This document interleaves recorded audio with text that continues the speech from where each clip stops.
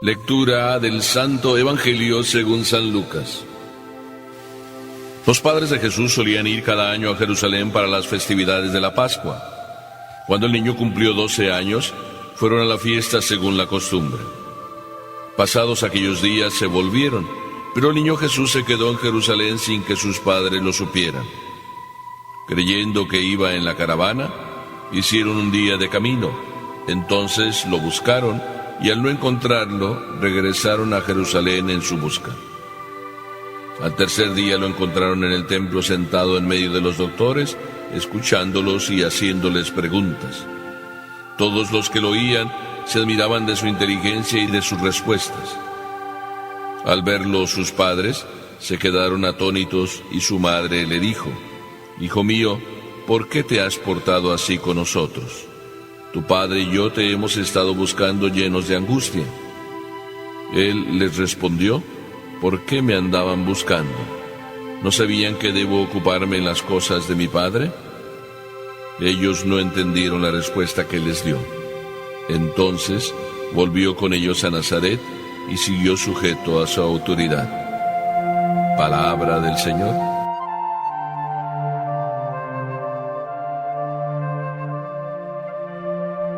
De tal palo, tal astilla. Es una frase que se dice por ahí muy seguido, pero también he escuchado esa otra frase: detrás de un gran hombre siempre hay un grande papá o una grande mamá. Es el caso, por ejemplo, de San Juan Bosco. San Juan Bosco, un hombre maravilloso, un santo de esos para andar por casa, un santo de los nuestros, un santo actual. Un santo que se dedicó a entregarse a los adolescentes, a rescatarlos, dedicado y entregado a buscar amigos y a rescatarlos. Pues alguien dijo: ¡qué gran hombre! Y otro respondió: detrás de este gran hombre hay una grande mujer. Esa era Mamá Margarita. Detrás de un hombre también hay un grande papá. Ese es el caso de Jesús. Detrás de él una grande mamá, la Virgen María, y detrás de él un grande papá, San José, a quien hoy estamos celebrando. Grandes papás, porque el Evangelio de hoy así nos lo dice. San Lucas es siempre así, nada más dice las cosas como que no las quiere decir, pero las dice. Y dice que los papás no solo eran unos grandes cumplidores de la ley, sino además unos grandes testigos. Lo que el mundo de hoy necesita. No solo unos cumplidores, no solo unos maestros que enseñan, sino aparte unos testigos que viven lo que enseñan.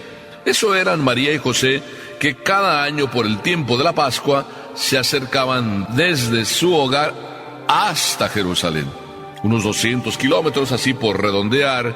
200 kilómetros nos parecen que no son muchos en el día de hoy, pero en aquel tiempo los recorridos eran así en caravanas para protegerse unos a otros, y eran a pie. Estos son José, María y Jesús.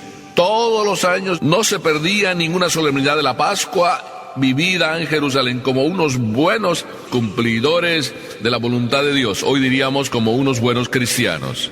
Qué hermoso contemplar una familia así, que no solo vive, sino hace vivir.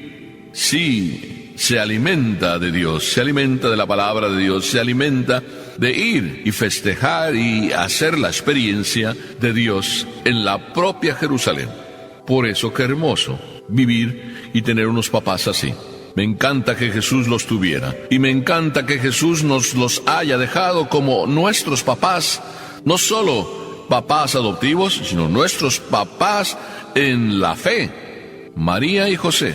Pero resulta que no solo eran cumplidores, no solo eran testigos, sino además, dice el Evangelio, ahora nos referimos a Jesús, que Jesús resulta que hace su primera escapadita.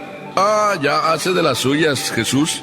Y sin embargo, la maravilla que vemos hacer a Jesús es que a sus 12 años, también él se mete en su clase de religión, vamos a decir así, a profundizar su fe. Es decir, no es simplemente uno que eso en el ambiente, por tradición, va viviendo su fe. Él va a frecuentar la escuela donde los maestros ahí en Jerusalén enseñaban. Se mete en la escuela de ellos siendo un jovencito de 12 años. Y no solo se pone a escuchar, se pone a preguntar. Y en eso que escucha y en eso que pregunta, los pone a prueba a los mismos maestros. ¿Cuántas veces los discípulos, y eso aprendamos nosotros también, son mejores que sus maestros? ¿Cuántas veces los discípulos ponen al maestro en jaque? Le sacan los colores, como los hijos sacan los colores a los papás. Este discípulo no era como los demás. Era Jesús. No era simplemente el hijo de José o el hijo de María. Era un superdiscípulo, el Hijo de Dios. Ellos no lo sabían, pero sin embargo, sí estaban atónitos y sorprendidos ante las preguntas, también ante las respuestas que él daba. ¿Una escapada? ¿Así lo podemos pensar? ¿Una travesura de Jesús? O más bien, un momento en que él se siente seguro de estar haciendo lo que Papá Dios le pide, se siente seguro de estar en la escuela, no solo aprendiendo, sino también enseñando con su ejemplo. Y sin embargo, sus papás, que no creen que él haga así las travesuras, confiaron en él, como siempre se confiaba cuando se va en caravana o cuando iban en caravana. Así de que pensaron que iba con alguno de los familiares. Y ahí tenemos la tercera lección, de unos papás responsables. Es decir, unos papás que no simplemente después de un día y que no lo encuentran, que no se queda a dormir con ellos, después de un día así, pues podrían pensar, bueno, pues va con los familiares, total, pues la caravana y los días de caravana son largos, ya vendrá por aquí, Jesús es muy noble, Jesús es muy obediente, pero los papás eran responsables. Una lección más de estos papás para nosotros papás: la responsabilidad de nunca dejar a nuestros hijos así a la deriva, aunque sepamos que son responsables. Nunca perder nuestra responsabilidad delante de la responsabilidad de nuestros hijos. Nuestros hijos son responsables, pero también nosotros tenemos que serlo, y serlo siempre. María, al encontrar a Jesús después de 3 días, se cuestiona y lo cuestiona. Nos hubieras avisado, hijo, que ya van 3 días y no te encontrábamos. Jesús, si fuera un niño moderno, a lo mejor podría decir, pero no tenía el celular conmigo, o el celular se descompuso, o se le acabó la pila, como a veces dicen los niños de hoy. Jesús era un niño de aquel tiempo. No tenía celular. Simplemente estaba en la escuela, aprendiendo y poniendo en jaque a sus propios maestros. Estaba haciendo lo que le tocaba hacer, obedecer.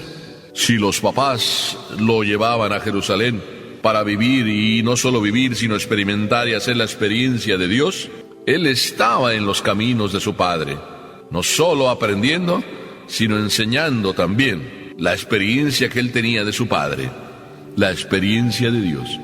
Los niños también dan lecciones a los papás. Aún a su edad, aunque a veces dudemos de ellos, aunque a veces los tomemos como niños, vaya experiencias de Dios que tienen y vaya maravillosas lecciones nos dan.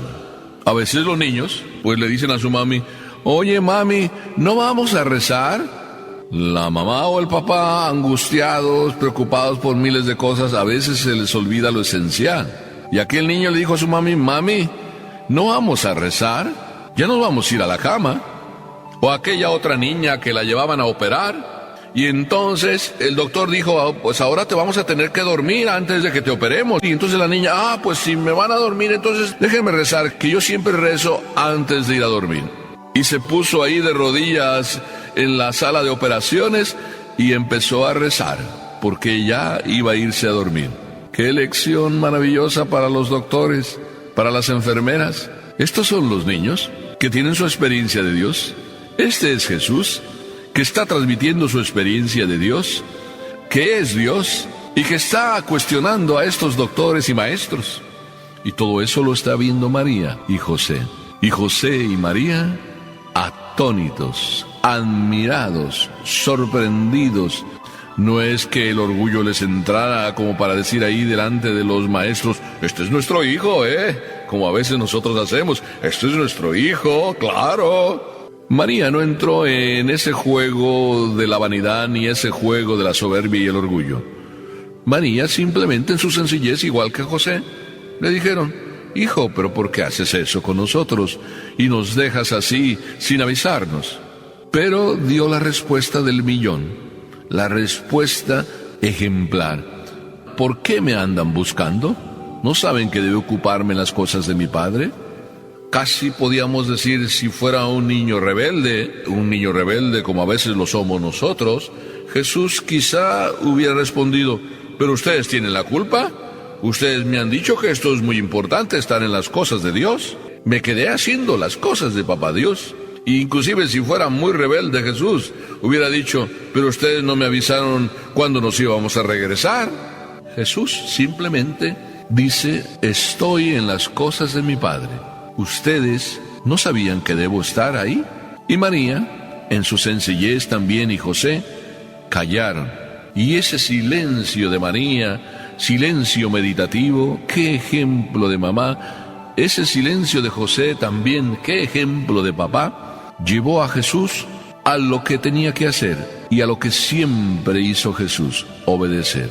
José y María, obedientes, responsables. Jesús, obediente y responsable. De tal palo, tal astilla. Qué hermoso que Jesús regrese a Nazaret y que siga sujeto a ellos, para enseñarnos que eso es lo más importante, y que si se trata de hacer la voluntad de Dios, hacerla bien. Y si se trata de estar en la casa, calladito, oculto, como lo estuvo en el silencio de Nazaret, ahí se está bien, porque cuando se está con Dios y haciendo lo que Dios nos pide, siempre se está bien. Y ahí Nazaret volvió, y como dice el Evangelio, estaba sujeto, pero ahí en Nazaret no solo había un ejemplo de obediencia, sino había un ejemplo de verdadera experiencia de Dios. Lección para nosotros. Nada de rebeldía, Al contrario. En el amor lo mejor es obedecer. En el amor a Dios lo mejor es ser humilde. En el amor a Dios de un José, papá maravilloso, y de una María, mamá maravillosa, en ese camino de obediencia nace un Jesús también lleno de obediencia. Que los que así vivamos en Dios siempre nos enriquezca el obedecer y nos parezcamos más a Jesús, a María y a José.